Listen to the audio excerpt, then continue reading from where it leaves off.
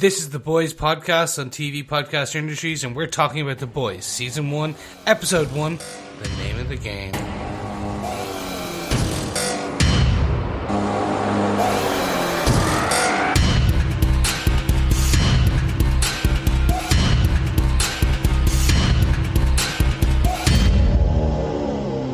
Welcome, boys and girls and everyone else. Thank you for joining us for the inaugural Boys podcast. We are talking about The Boys, Season 1, Episode 1, The Name of the Game. And you are joining us here on TV Podcast Industries.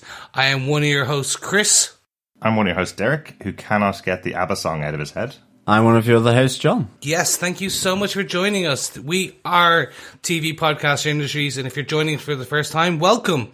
You are in for a wild ride as we review in depth The Boys, exclusively available on Amazon Prime. Mm-hmm. Yes, it is a good series and we can't wait to take this journey with you. Yes. If you are new to us, make sure you pop over to our website at tvpodcastindustries.com and you can subscribe on any good or bad boy podcast player. If you like what you hear, why not leave a voicemail? You can leave 90 seconds to make sure your dulcet tones are on the podcast with us, with your feedback of what you're thinking about each episode of The Boys.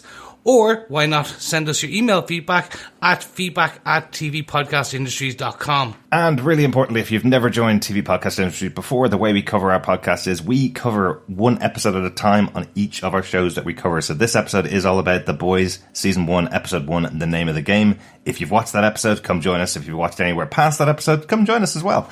If you haven't watched Episode 1 of Season 1 of The Boys, we're going to be spoiling the hell out of it for the rest of this episode. So make sure you watch it and come back to us. Yes, so get ready for a spoiler-filled discussion of everything The Boys, The Seven, and everything else in between. So, boys, let's jump into it.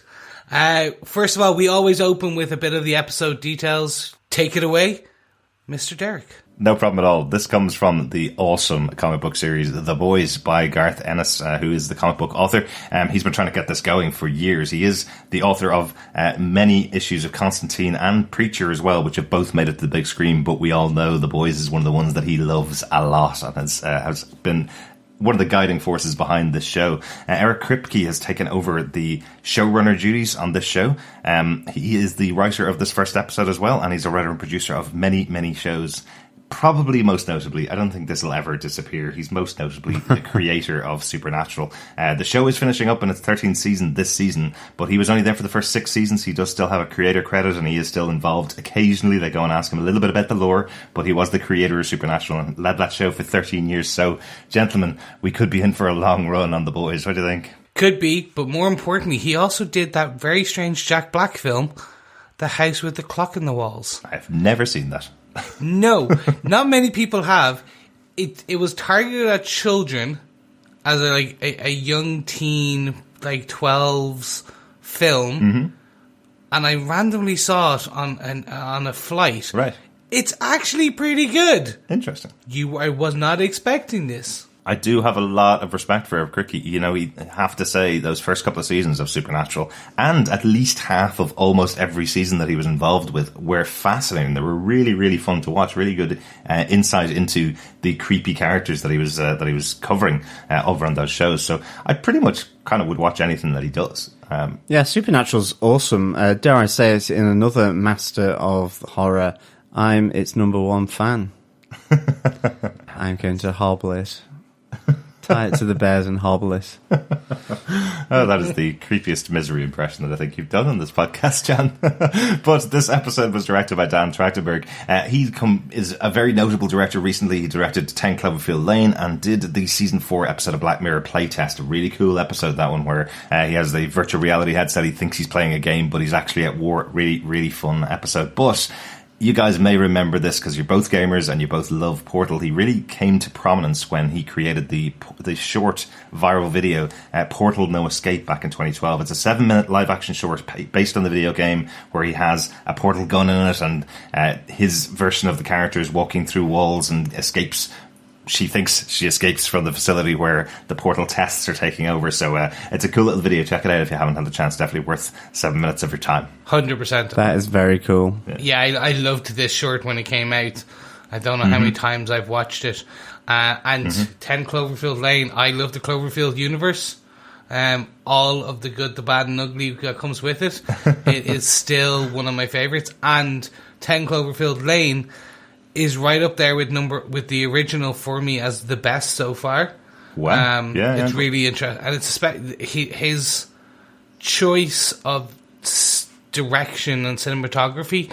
When I recently rewatched the whole kind of universe of Cloverfield, not in preparation for this, just because I felt like it. You can see a certain style he has, and it comes across actually in The Boys. Yeah, I definitely really enjoyed John Goodman's performance in that movie. Definitely, it was really interesting. Yeah, I must say, I really did kind of. I certainly like Black Mirror and Cloverfield for sure.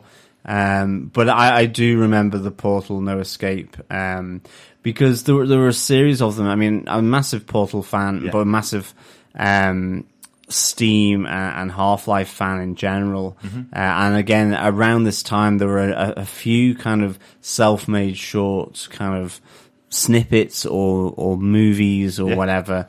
One was Half-Life 2, which was really good, down by a train yard. And then there was this one as well, based with Portal. So very cool. Definitely check it out. I'm really pleased that someone has done something like that and is now directing movies like this. It really does show that that kind of stuff can happen, which is really cool. Yeah, excellent. John, well, why don't you tell us what they gave us with your synopsis for the episode? Sure.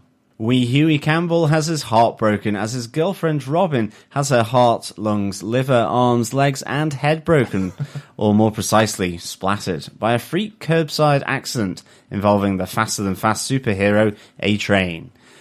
In a world dominated by Vought International's collection of superheroes known as the Seven, Homelander, Queen Maeve, A-Train, The Deep, Black Noir, Translucent, and Lamplighter, Hughie must struggle to come to terms with the death of Robin in a society that reveres these heroes. That is until CIA operative Billy Butcher shows up.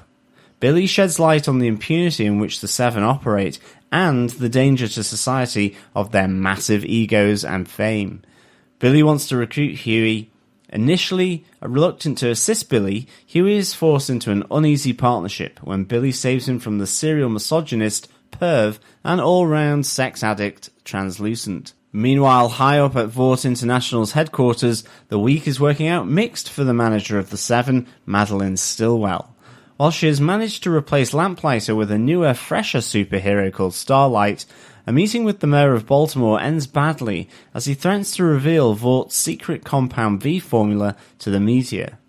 Later that day, high above the clouds in his private jet, the mayor of Baltimore thinks it's a bird, or is it a plane? No, it's the destructive laser beams of Homelander.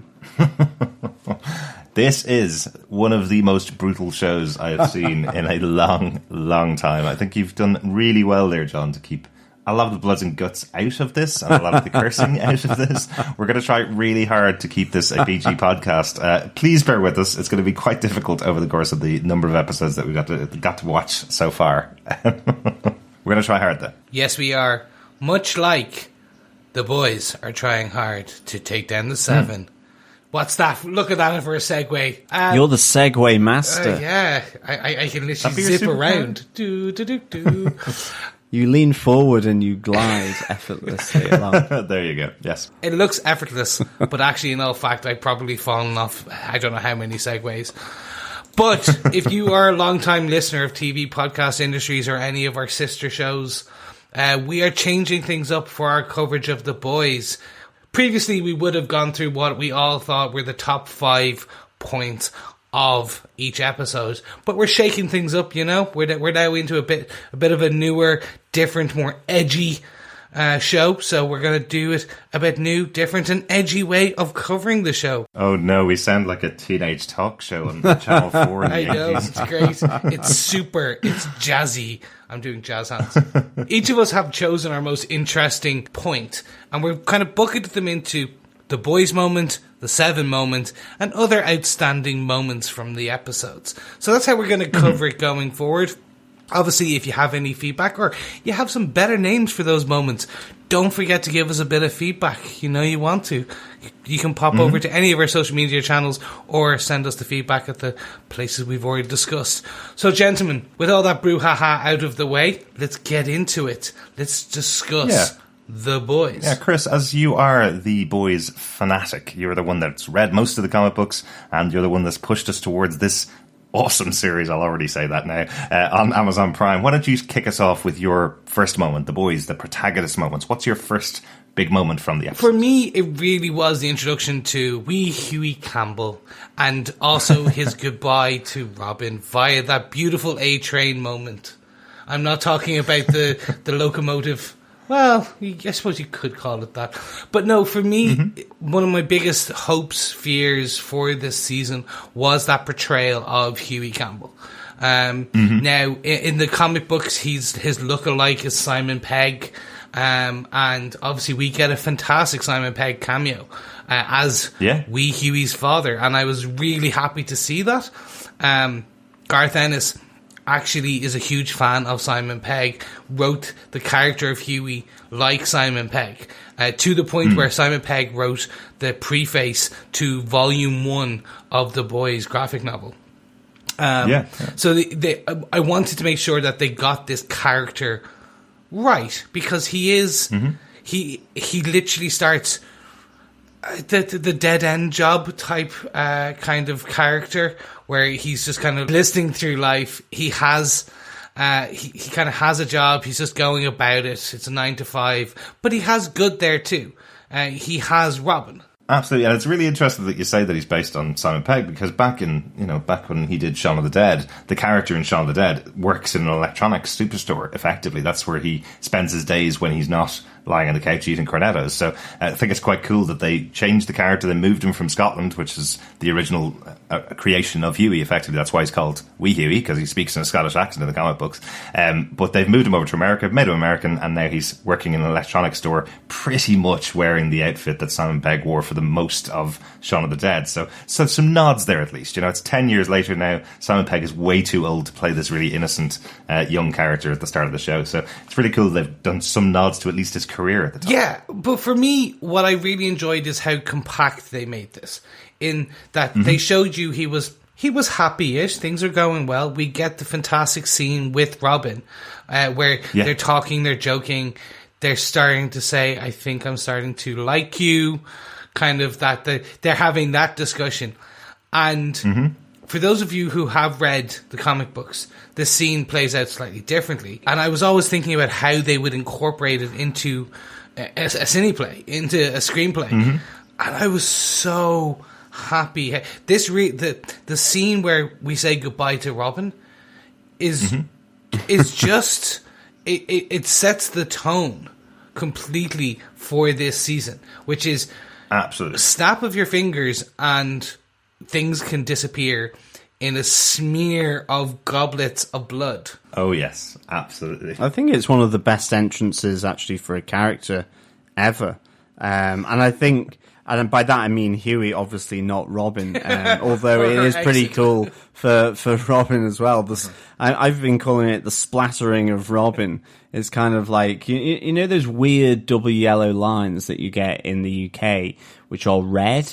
And having, obviously gotten my driving license and so on, I actually can't, or I don't know if I even did remember what or why there are red double yellow lines rather than yellow double yellow lines, as it were. But she kind of could have done a lot of double red lines or double red yellow lines. I actually thought when you said the best intro to a character, I thought you meant A-Train's intro, because I think that's the best intro to any character ever. Three. He ends off just covered in her blood. That's the first moment that you see of A-Train. Outside of one poster, I think. I think all three. I think for Hughie, obviously, he is, at least from my side at the moment, he's the bigger character than A-Train. Yeah. He's the core. Everything is revolving around him and what happens in this fleeting moment. So, it's perfect. Yeah. You have all this talk about the future, which is sort of disintegrated before his eyes as Yeah, I mean, that shot where the blood drops just come in from the side and hit him, and then you see jawbones and spinal columns and intestines all been there, and you just see the haze of A-Train through that blood.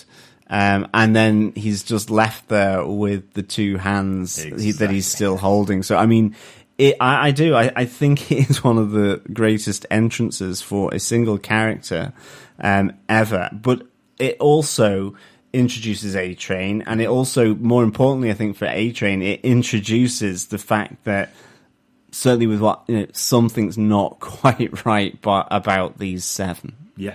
There's something a little dodge that he would just, I've got to go now. I can't be here. Vroom. Yeah. And it's like, it's proper hit and run, actually.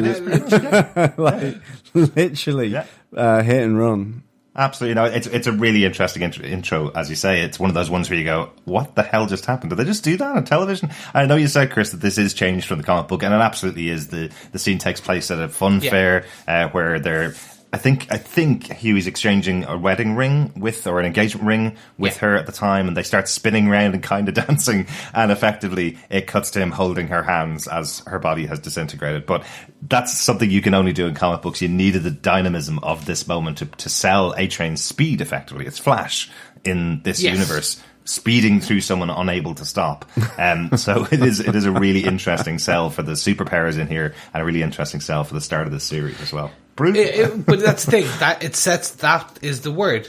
It's brutal, it's heartbreaking, and it sets the tone for this season and this series. Yes. And it's really funny. For the morbid with us, we all have that sense. We're like, hey! Absolutely. John, that was my boys' moment.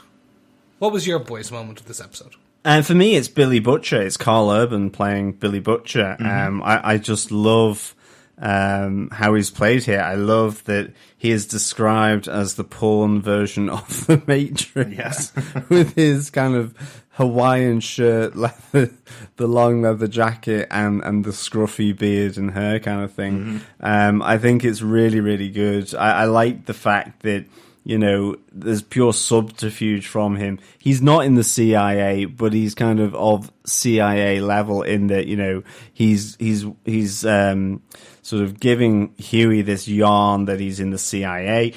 You really root for Billy Butcher, but he is, he's a bit of a rogue, really.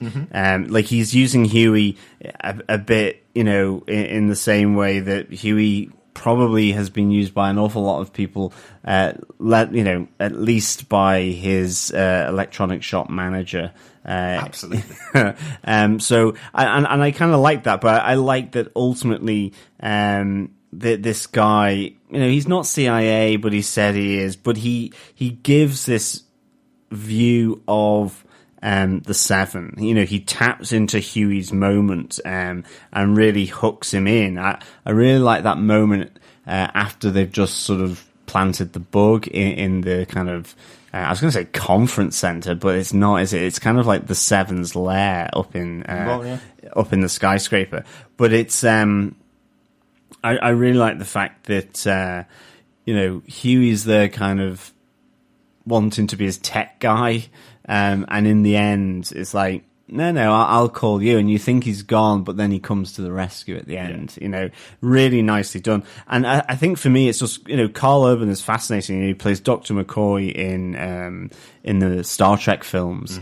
And I just love how he is so different from that. He has a real nice way with words. What's the big...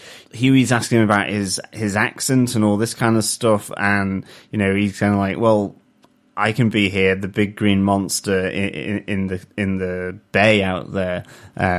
That's my pass here, effectively.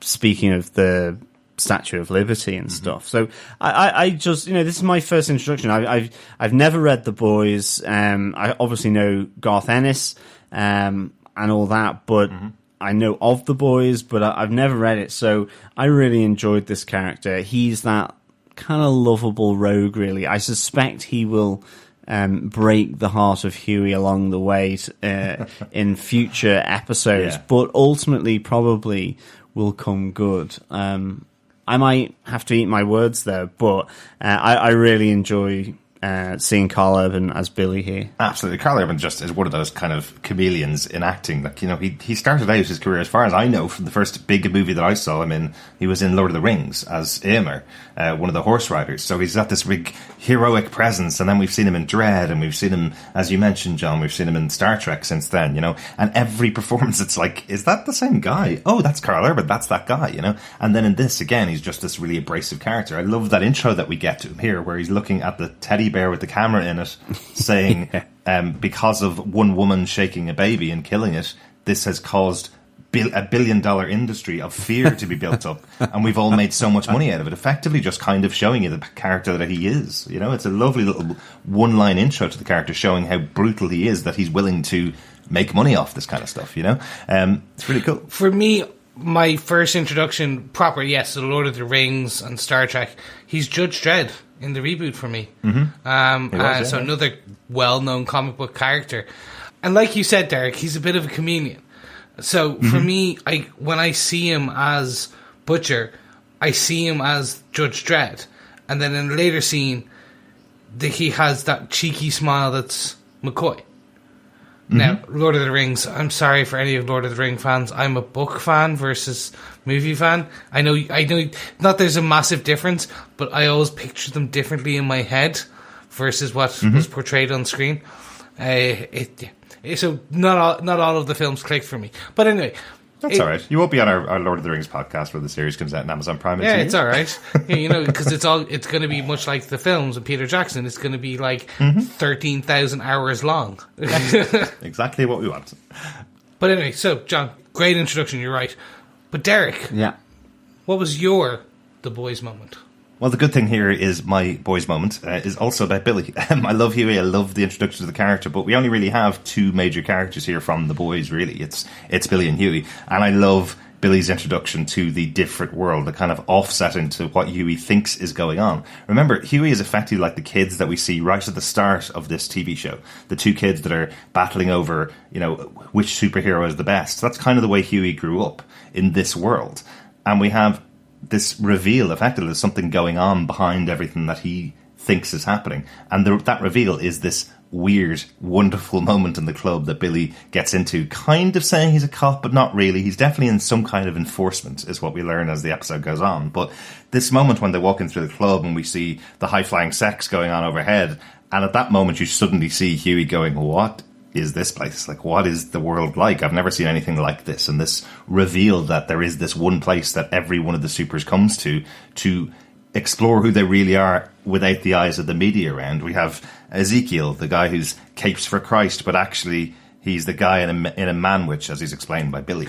He's having sex with three guys at the same time, It's really, really interesting, this thing that's going on. And this is how Billy's twisting Hughie to his thoughts. He's effectively got this video of A-Train there the previous night laughing about the death of his girlfriend. The one thing that Hughie didn't want to see. He's got it on video right there, right in his face going, now you've seen what these guys are really like. Now I need to use you for this mission, effectively. Absolutely. And we also get to see something that certainly wasn't shown in the Ant-Man movies, which was quite frankly phenomenal. I never thought that there would be anything like that on TV. Yep. So it just shows how things have moved on. Well, remember the rumours coming up to the end of Endgame, to Avengers Endgame, where everybody thought that Ant-Man was going to do something quite similar to this in the Marvel Universe. So it's not too far of a stretch for a lot of fans, I suppose.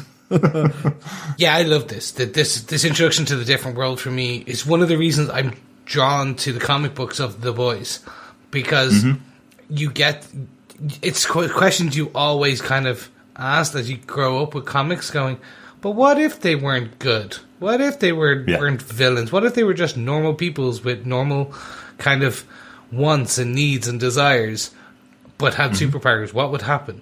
And it's been explored in other comic books like Rising Stars and things like that. Yeah, absolutely. And most famously in Watchmen probably would be the biggest moment of what if the good guys were bad and who watches the Watchmen. Yes. Effectively is where the phrase has been used most often. But for me, I never thought I'd see this on screen. Like this, the angelical superhero, in the manwich. Like, it's just so funny to watch. And it's like Mr. Fantastic. You kind of go, what if I was that stretchy? What would I do? Anyway, it's quite an interesting kind of piece. But I think that kind of wraps up our boys moments. Let's move it on to our 7 moments. So I'm going to kick this one off if you don't mind, because I love me a good bit of music. We've talked about in some of our previous coverage of other shows, I call it the Netflix moment, but this is it's more of a streaming service moment where the ending is so delicious. It just makes you want to kind of forget about that kind of clicking off, and you just need to binge to the next. And my God, do they give us that with I'm a Passenger, where we get this beautiful scene. Poor Steve from Baltimore, and his final flight with his child, his son, who is a massive Homelander fan, meeting his hero, meeting the Homelander, who's outside a plane and cuts his plane in half. Yeah. The fact that Homelander has the audacity to wave to the kid and give him that final moment of, hi, it's me, is hilarious. What I did notice on the second watch is when Steve is having that meeting with the manager of the 7, having that conversation with her about the fact that he does know what Compound V is, you actually see Homelander fly by the window in the background. I think that's where he's picked up and he knows about the fact that he knows about it. It's either that or the manager has sent Homelander off to kill Steve. But that feels quite interesting. And I suppose the other piece that's picked out from this episode, in my point about Billy in the club, he actually says that Homelander is the only one that stands above everybody else. He's not into drugs, he's not into drink, he's never been caught doing anything, he's never been seen doing anything bad. And by the end of this episode, you see Homelander turn and kill effectively everybody on this flight. Well, that's it. It's kind of, that was it for me as well. Is Homelander acting alone, or is he there at the request of Madeline Stillwell? Because you have that phone call that she makes to him saying, look, she will drop the price. You know, they will get a Nubian prince in Baltimore to fight the crime and be there. So it's interesting. I suppose that will come out later, you know, and I suppose for me, it's there going, you know, are these 7, is it just because they're bad people and they've been corrupted by the fame? And, you know, it's like celebrities that everything is cornered off by them. They're surrounded by their PR bubble, their personal this, their personal that. That it's like reality is divorced and they think that they can do certain things. You know, you see those moments caught on camera. Is it just simply that's what's happening here? But it's times, you know, 20 because they're superheroes, or is it this more maybe you know, nefarious plot going on through Vought International? So for me, the reason this moment stands out is the Homelander, as you said, is standing above all. So he is our allegory for Superman. Truth, justice, and the American way, the Vought way. He really is the symbol of the 7. He is the one who, as you said, stands above. He's the good guy. And we are introduced to him within the first 60 seconds of this episode. And we see him as the good guy. And then right at the end, it's like, oh, well, he's also a killer. Yeah, exactly. And I think even Starlight describes him as she can't be attracted to him because he's like Jesus. He's like Christ figure for everybody in the world. He is their savior, effectively, who's down here saving everybody around him. And we see him like this already within the end of the first episode. So really intrigued to see what's going to happen with this character as we go through these episodes. Definitely. Yeah, no, definitely. John, what is your 7 moment? My 7 moment is Translucent Man. As I say, the pervy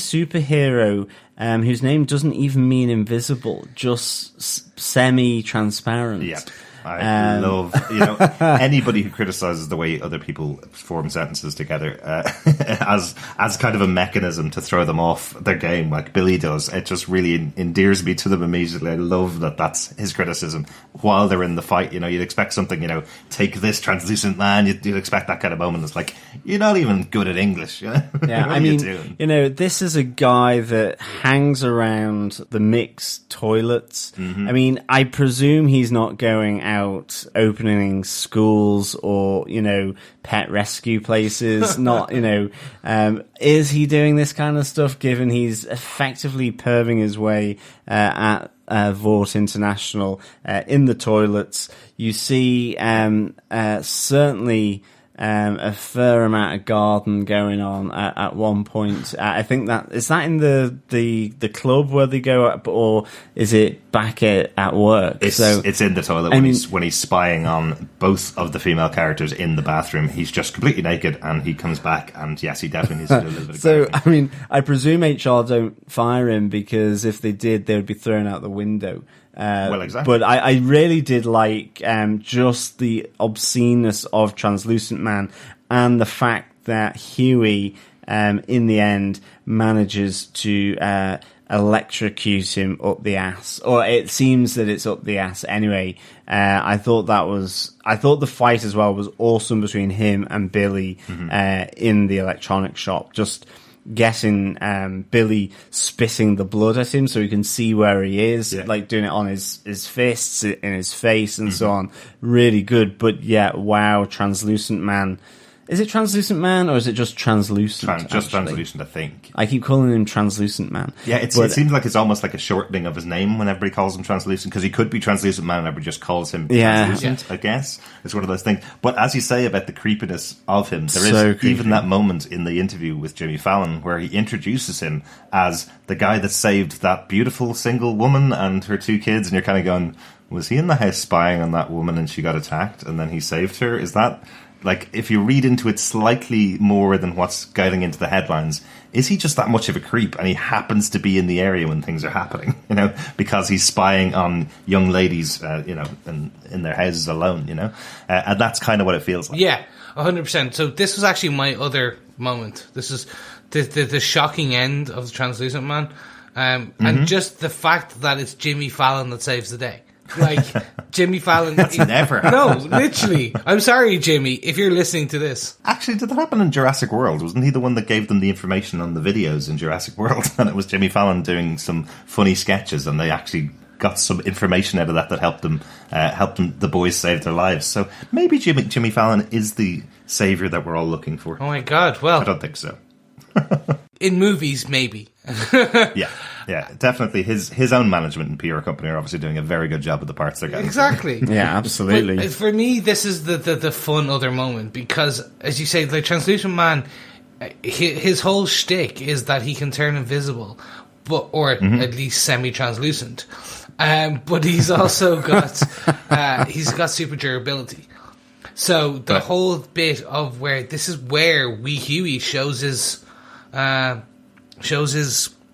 chops, because he's able to divine that electricity through the carbon of his skin conducts the electricity, and it really it's just like, you don't expect the end of one of your bad guys, or at least one of the 7 heroes, to be done in such a way.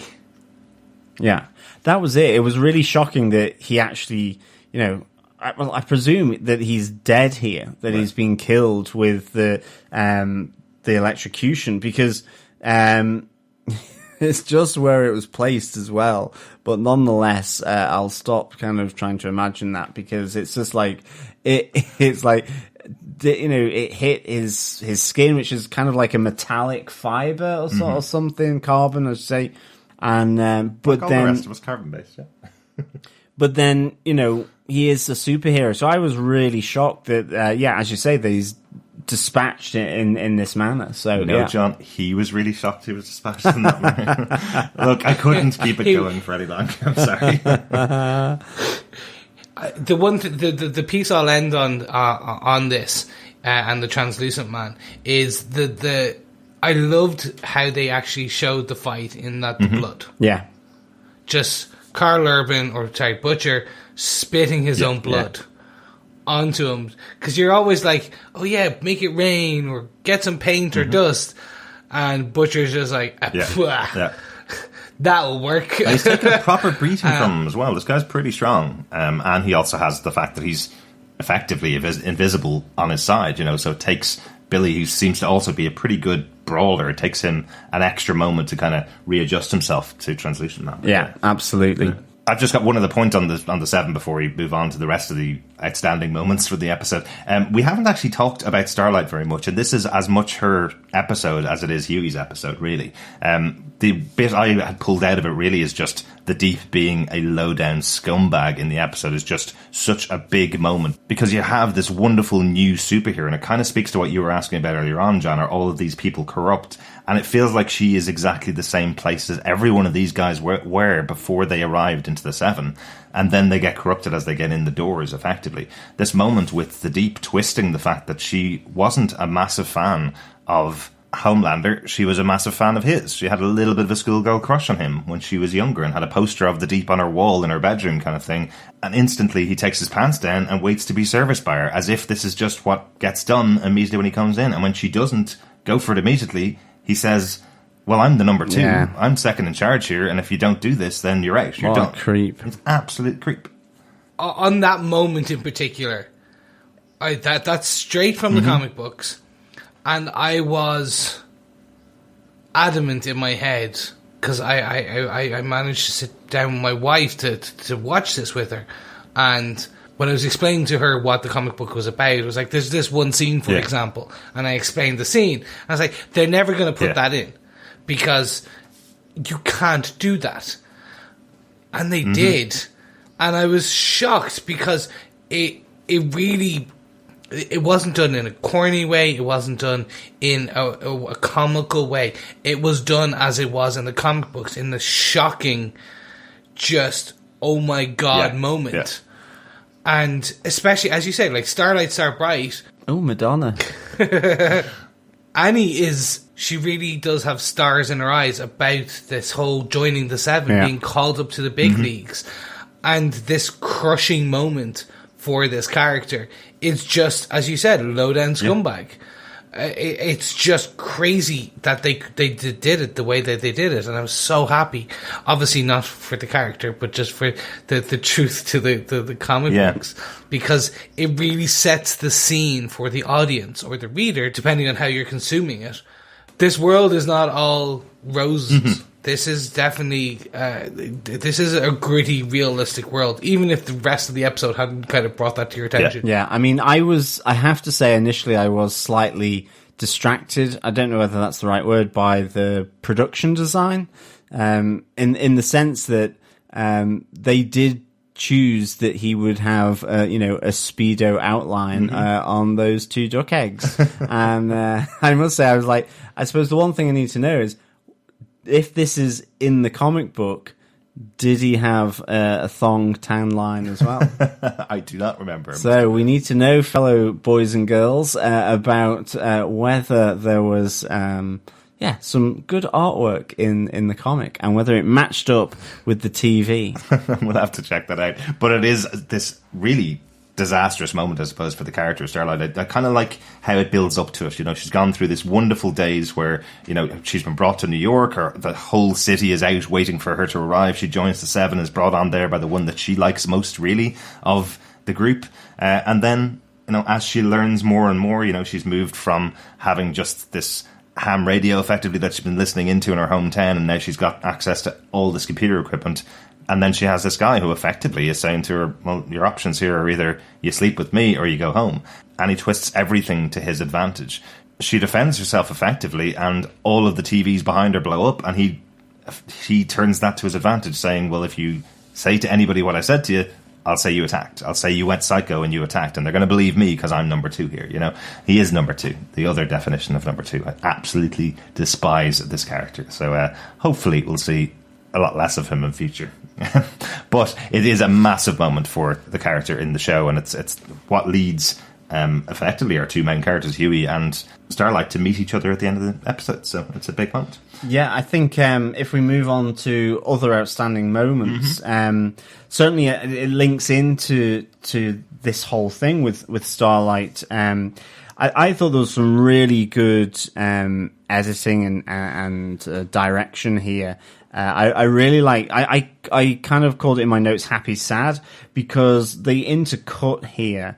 Hughie absolutely grief-stricken with the death of Robin, with Starlight, Annie, being absolutely happy for getting the job with Vought Industries. You see her and her mum getting the phone call whilst Hughie is there. Effectively, it's kind of two scenes. Effectively, him being told, sign this non-disclosure agreement, and here's a check for 45 grand, to then with his dad, where his dad's like going, yeah, you might want to take them to court, get a lawyer, but you're not going to do any of that. Just sign the NDA. Yeah. And it's kind of like this chalk and cheese. And then later on, you come to the park bench where both of them meet, as you say. And it is that Hughie is somehow in a more positive space here. She is the one that's just had this whole run-in with the Deep. And even with Queen Maeve, who effectively says, just don't let them see that you're weak, or don't let them see this vulnerability or the tears. Spruce yourself up kind of thing. So absolutely no help there for Annie. But on the park bench, you have this kind of reversal. I suppose they're both still kind of sad. But Hughie is this more positive influence on Starlight. Are you a fighter? Well, pick yourself up like Robin used to do on the ice rink, and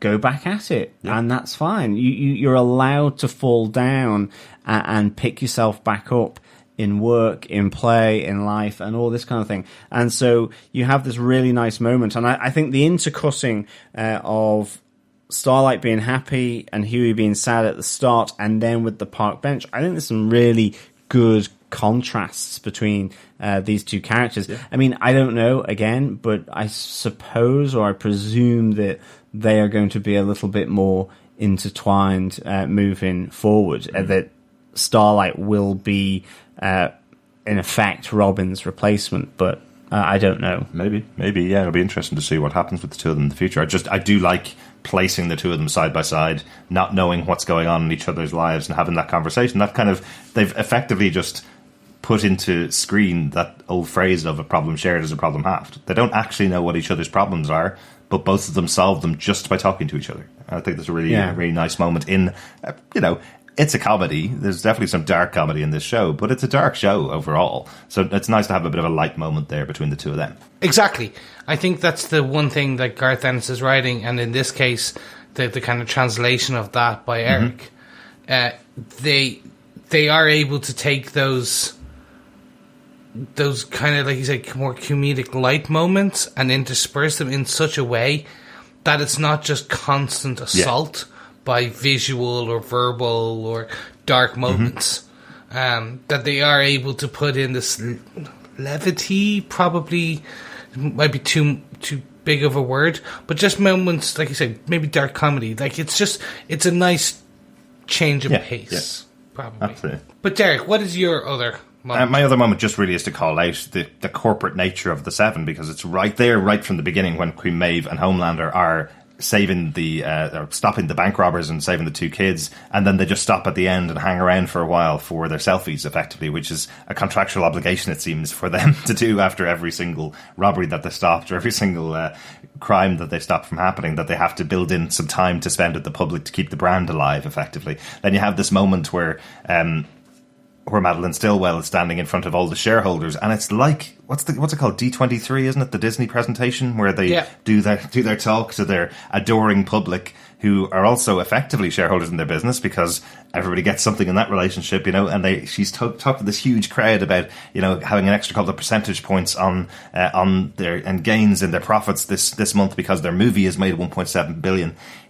this is absolutely, now, it may not have been when it was written, this is absolutely talking about Disney and Marvel's relationship and all of those superhero relationships that are going on and making billions for a corporate entity who keeps telling their fans they're giving back to them. I love that they've done this little allegory in here, in this tiny little superhero show over on Amazon Prime that has no connection. It's exactly what happened back in the day when they were making this book, talking about Justice League, talking about Superman and Batman and all of those characters and flipping it on its head. That's what they're doing here with having this corporate entity like Disney incorporated into the show under Vought Industries. So I love that they've brought it up to date effectively and very realistically, I think. Well, I think that's, yeah, exactly. And you have the moment of Hughie in the like local corner shop or convenience store where everything's A-Train. The ironic convenience store. Absolutely everything.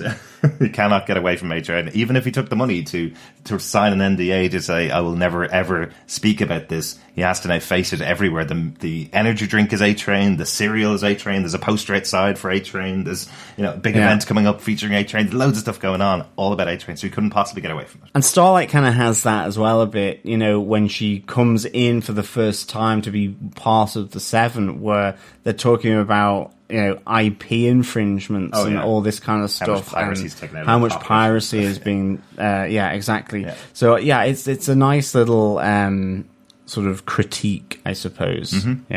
Yeah, so for me, I can't agree more. It was just seeing the slideshow presentation and on the background as Mallory talks.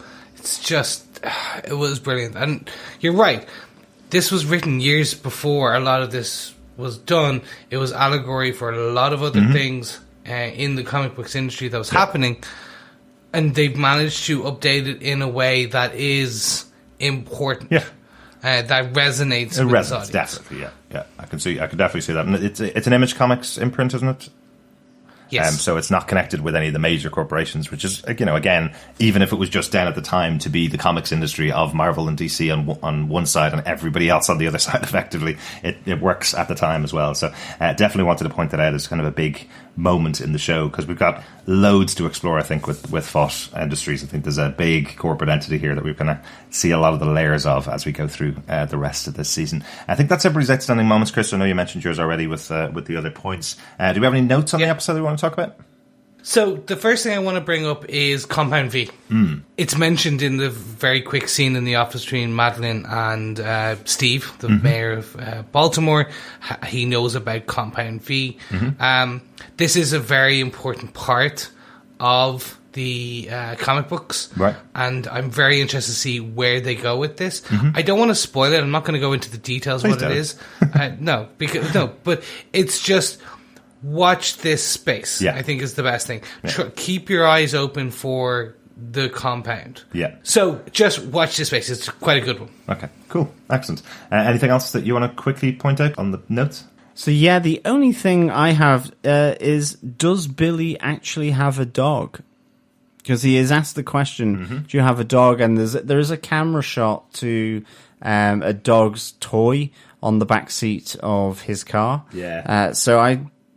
Does he have a dog? Is my question. The first page of the first issue of the comic books is your introduction to Billy Butcher, and he's sitting in a park with his awesome British bulldog, and I love his bulldog. In the opening scene, I'm going to have to lend you that comic book, John, so you can see what the bulldog's introduction is. Chris, you may remember that one. It's absolutely hilarious. So yes, in the comic books he does. I don't know whether this is just a reference to the fact that he doesn't have a dog in the TV show, but he may have in the past. But I would hope we're going to get to see his gorgeous white bulldog in the future. It'd be very cool.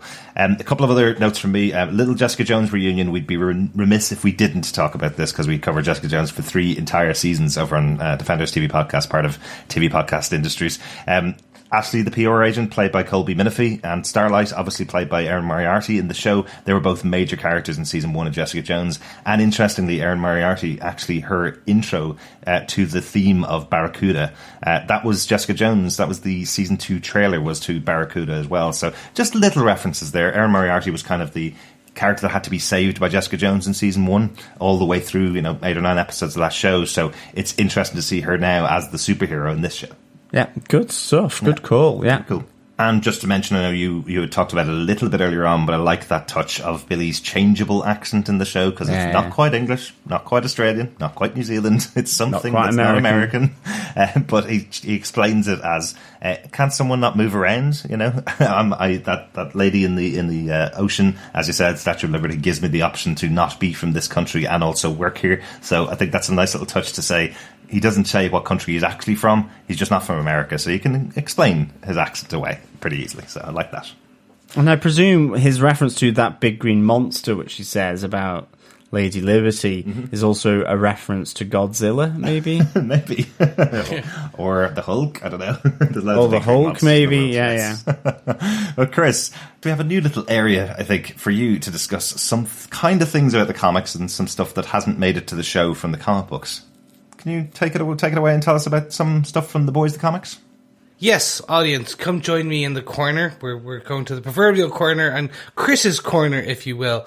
Imagine me in my big armchair with a big smoking pipe and my smoking jacket, a bit like Hugh Hefner.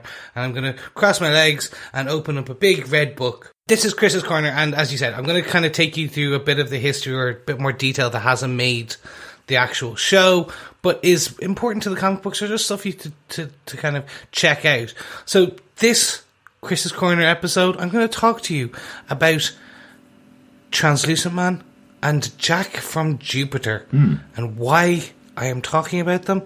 Well, actually, the Translucent Man is a completely made-for-TV character. He isn't in the comic books. And actually, in the comic books, is a character called Jack from Jupiter. Now, they're not completely the same. Jack from Jupiter is actually their version of the Martian Manhunter. He's supposedly an alien who has changed, who has come to Earth to help, and he became one of the seven and helps them out. Right. Now, what they share is... the only kind of character traits that they share is really the super durability. They're both able to kind of change the density of their skin, and it's kind of more they're pretty impervious. The actual invisibility, if you will, is not shared. But the difference then as well is Jack can fly. So in the comic books, Jack's one of their flyers, and he carries a lot of their non-flyers around. Right. Now, the story behind Jack is crazy, and it's actually tied to 9/11. Okay. Which is a big part of the comic books as well. So, could be one of the reasons they probably didn't want to bring him across. But also, everyone's kind of bored of aliens and trying to depict a so-called Martian Manhunter or Jack from Jupiter, green-skinned kind of alien guy who can change his shape a bit and fly. It's probably, there's a lot of CGI there. Yeah. So as you finish all 8 episodes of The Boys, make sure you pop back and go down to your local comic book store and get volumes 1, 2, 3 of The Boys, the graphic novels, and just really enjoy it and start looking. And that's why you won't see the Translucent Man. You will find Jack from Jupiter. This is the end. I hope you've enjoyed Chris's Corner. Any questions for this podcast within a podcast? It's really interesting you say that they wouldn't want to do that transformation of the Martian and having him change shape and all that kind of stuff. They have got some great corners that they cut with Translucent Man in this episode. I love that moment when we get the passing across all of the posters of each individual member of the seven, and one of them is just the background, and that just says Translucent on it, which I think is hilarious. I love that they use that as a little gag throughout the episode. And it turns out that actually this guy is probably more creepy than the Deep, and he's the one that almost takes out our hero in the first episode. He's the one that almost kills Hughie and almost kills Billy in this episode. So he goes from being a nondescript background character that doesn't even get a poster with him actually on it. Did he turn up that day for the photographs? You don't really know. Does anybody? But by the end of the episode, he turns out to be quite a big threat to our main characters. So it's cool. Thanks for that, Chris. 100%. And actually, Jack from Jupiter, one of the reasons I feel they may not have used him is he is the heaviest drug user of all the characters in the seven, going so far to basically take fluids from the other 7 and cut that with his drugs. Okay. And inject himself with that. Right. So really graphic, Yeah. and it becomes a thing of his character. So it's definitely it's another reason you're like, okay, maybe let's remove this one. Although, or change it slightly. That said, this isn't a one-off series. It's not guaranteed that these 8 episodes are going to be the only episodes of The Boys that we'll see, so we might actually see the character used in the future. If they can get away with some of the stuff they're getting away with in this first episode, that you never know what they'll be able to put on screen for the next season, or maybe later on in the season we might see the character appear. Yeah, let's wait and see. Yeah. So, that was Chris's Corner. Thanks, Chris. But gentlemen, I think it's about time we wrap up our review and in-depth discussion of The Boys Episode 1, The Name of the Game. So, John, do you defend this episode? I do defend this episode. I give this 4.5 diving Ant-Men out of 5. Or should that be synchronized swimming? I don't know. Yes, I thought this was really good. So I've not read the comic, and I really want to get into it actually after seeing this episode. I thought it's irreverent, it's non-PC, it's fast, it's quick-witted, it intersperses uber violence, slightly uncomfortable scenes, and some real moments of fun, but of good emotion. Really, I'm really enjoying wee Hughie. I think he's cast perfectly. It's really nice to see superheroes and the fame go to their head, like any other celebrity who is pampered, their own importance. But it's kind of interwoven with corporate greed and corporate protection. So this is it's really interesting. I like the fact that, Billy Butcher, he's CIA, or is he? Is he the cops? Is he? I mean, as he says at the club door, well, cops, feds, it's all the same, really. So, I'm still looking forward to seeing who and what Billy Butcher is about, for sure. So I have to say, I really enjoyed this. And again, I think the opening is just sheer brilliance. And a bit like with Jack from Jupiter, I would say they probably could introduce him now as a heavy drug user, certainly after we have our diving Ant-Man. I think that if that is not testing audience reaction, then I don't know what is, because that is, quite frankly, a masterclass of irreverence to have that. I can imagine the Mary Whitehouses of this world, the alt-right, the conservatives, you name it, being fairly shocked at that. And thank goodness for that. So definitely, I do defend this episode of The Boys. Excellent. Derek, what are your thoughts? Do you defend this episode? Oh, absolutely. This is magnificent. This is something I never thought I'd see on TV. We're in this really weird situation right now. San Diego Comic-Con is just about to kick off as we're recording this episode of The Boys. The episodes are going to be out on Amazon Prime as you're watching, obviously. The episodes are out now on Amazon Prime on the 28th of July. But this episode is going to air in San Diego, and it'll be the first real reaction from audiences. Oh no. I'm really wondering what happens in Hall H when you play this to an audience who are sitting waiting for the Marvel panel to come up or something. I don't know when it's actually going to be on, I don't know when it's going to be shown, but I'm wondering, because a lot of those places in San Diego don't clear out their areas and show premieres of TV shows that are coming up. This is a very specific audience for this show, and I'm one of that audience. I highly defend this episode. What I specifically love about it is we get 2 different insights leading into this world. We get Hughie, who's just a young kid who's finally embarking on a life, leaving his home, moving in with his girlfriend. He's going off in this life, and it's taken away from him instantly with a train running through his girlfriend. And then the second insight we have into it is Starlight realizing her dream, becoming the hero that she wanted to become, and that's instantly taken away from her by the Deep, pressuring her and saying she will never realize her dream if she doesn't do the one thing she never believed that she would need to do, given that she's been superpowered since she was born. Those 2 insights in this show are great starting points for a series that is irreverent, as you say, but is trying to say something different than everything else we've seen and talked about in all of our superhero coverage. So I'm all on board for this show, without a doubt. How about yourself, Chris? You're the big fan of the comics. What do you think the transfer was like for The Boys Season 1, Episode 1? Guys, I'm happy as the most of the supers in the club. This for me was fantastic. I've talked about through a lot of this episode, I didn't think they would do some of the things that were in the comic books. I didn't think they would go as far, and I thought they would try and take the essence or anything. No, they've done exactly that. They've taken the scenes. There's been some transfer, there's some tweaks, but when those tweaks occurred, they've taken the essence of what was needed. Yeah. But for everything else, they've kept it, and I couldn't be happier. I'm dying to see episode 2. As I said, like I'm a passenger playing as the episode ends. I was just humming along, and that's me now. I'm a passenger for this season. I just can't wait to see where they take me. Excellent. Yeah, it's been a really good starting to the series. So here we are at the end of episode 1. Translucent Man is shocked on the floor of the electronics shop. The two boys that we've met so far are standing over him, waiting to see what's going to happen.